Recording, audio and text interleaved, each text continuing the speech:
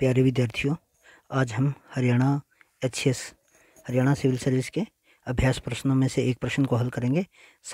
ये हमारी इस सीरीज का 7वां भाग है। इससे पहले 6 भाग किए जा चुके हैं। जिस विद्यार्थी को 6 भाग देखने हो वह जाके देख सकता है। इस सीरीज में हम एक प्रश्न को अभ्यास करते हैं रोजाना और व्याख्या सहित करते हैं। तो चलिए पहले पिछला प्रश्न देखते हैं हमारा।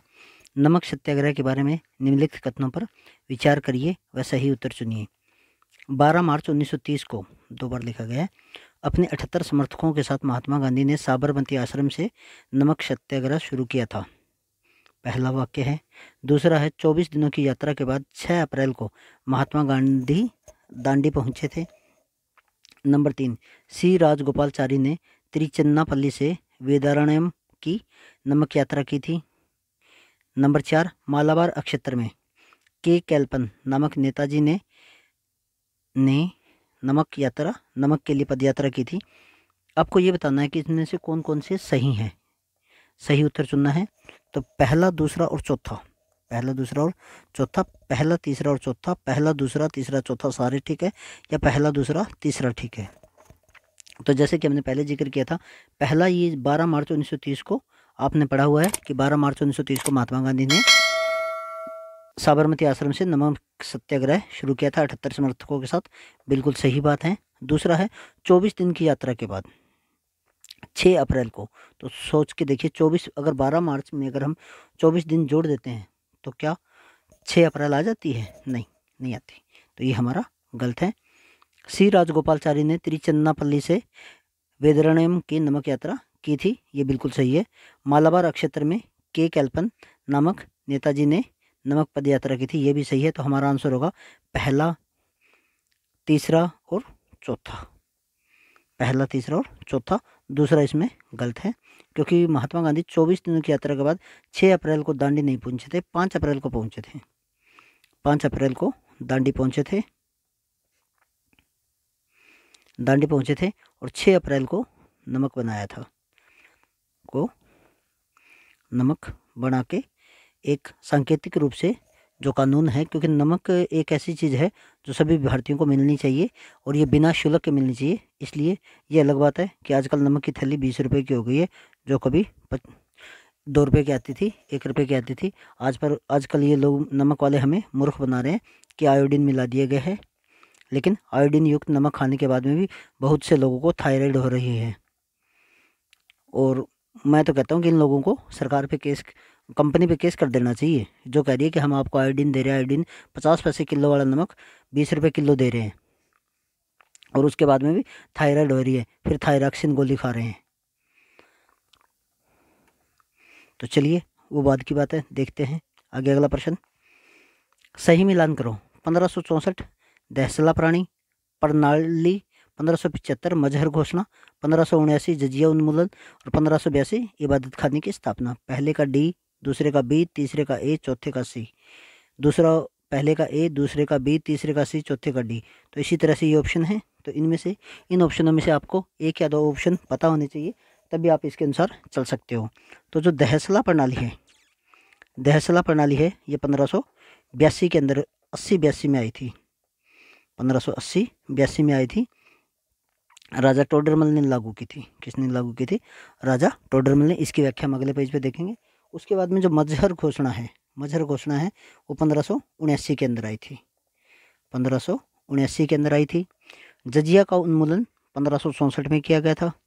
जजिया उन्मूलन 1564 में किया गया था। और इबादत खाने की स्थापना 1575 में हुई थी। तो इसके हिसाब से अगर हम देखते हैं कि दहसला प्रणाली, चौथे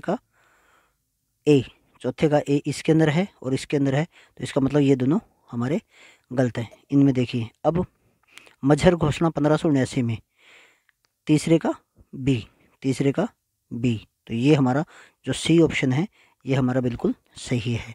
इसके अंदर अगर कई बार ये प्रश्न देखने में कठिन लगते हैं, बाकी ये होते आसान है। क्यों? कई बार तो इनके अंदर एक ऑप्शन ऐसा दिया जाता है जो सिर्फ एक में ही होता है और उसी से आपका काम चल जाता है। ज़्यादा इनको देखने के कर डरने की आवश्यकता नहीं है। चलिए अगला प्रश्न देखते हैं। इसकी व्याख्या है। दहसला 1580-82 में लागू की गई थी। अकबर के वित्त मंत्री कौन थे? मंत्री टोडरमल के द्वारा दह का मतलब था 10 वर्षों की औसत फसलों की औसत के आधार पर 1/3 नकदी के रूप में लिया जाता था। नकदी शब्द पे खास ध्यान दीजिए क्योंकि ये अनाज के रूप में नहीं, नकदी के रूप में लिया जाता था। मजहर है, 1579 में अकबर ने मजहरनामा स्थापित किया था, जिसमें धार्मिक मतभेद होने पर किसी भी धर्म की व्याख्या को चुनने का अधिकार था। उससे पहले सिर्फ मौलाना ही अपनी व्याख्या सुनाता था। तो ये मजहरनामा स्थापित किया गया था 1579 के अंदर, जिसमें ये 1574 के अंदर 75 में जो फतेहपुर सुकरी में इबादत खाना स्थापित किया था, उसके बाद में मजहरनामा स्थापित हुआ था।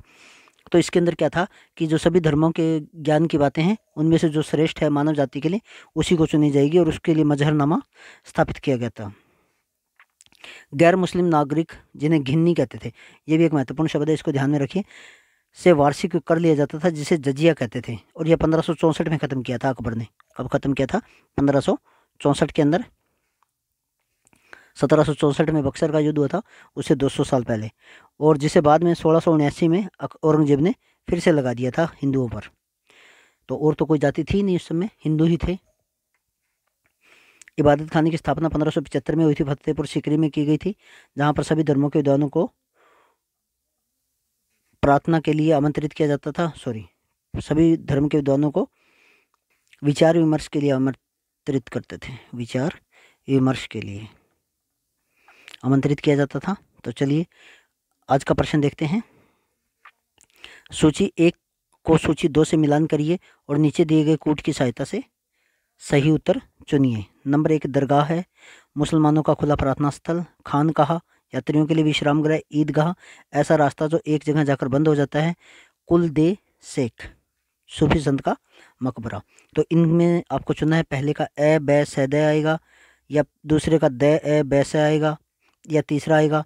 तो इसको आप देखिए, आप 10 सेकंड सोच भी सकते हैं, और मैं इसकी एक्सप्लेनेशन वैसे कर देता हूँ, आप पॉज करके वीडियो को सोच सकते हैं। तो देखिए, सबसे पहले है दरगाह। दरगाह कहते हैं सूफी संत के मकबरे को। दरगाह क्या होती है? सूफी संत का मकबरा। खानका होता है विश्राम गृह।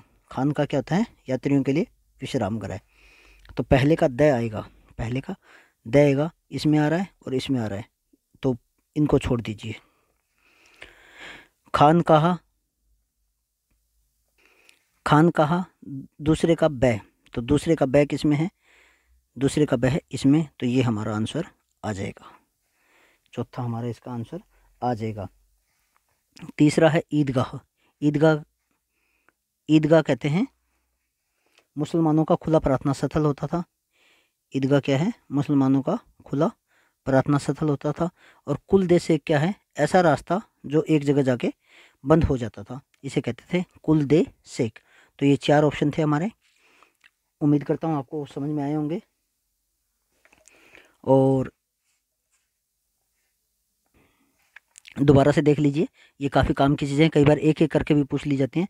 दरगाह सूफी संत के मकबरे को कहते हैं, और जो खानका होता है वो यात्रियों के लिए विश्राम गृह होता है। यात्रियों के लिए जो विश्राम गृह होता है, खान कहा, इसको आप ऐसे भी याद रख सकते हो, खाना पीना होता है यहाँ पे, खान काह।